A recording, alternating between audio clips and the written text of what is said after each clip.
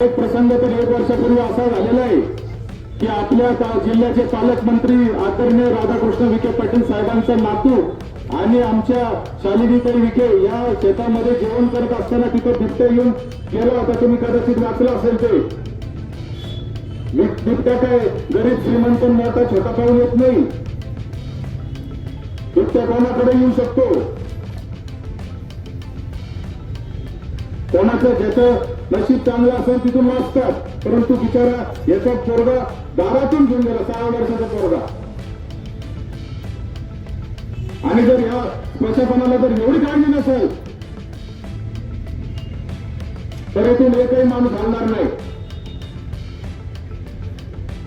आणि डीवायएसपी साहेब जाऊन सांगायचं प्रांताधिकाऱ्यांना तो तसं चालत नाही.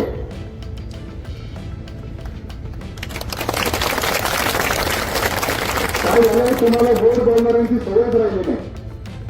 प्रशासनाला पीआय डीवायएसपी तुम्हाला वाकड्यातच बोलणाऱ्याची सवय झालेली.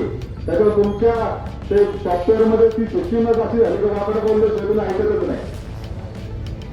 आम्ही एवढं प्रेमाने बोलतोय तरी तुम्हाला कळतच नाहीये.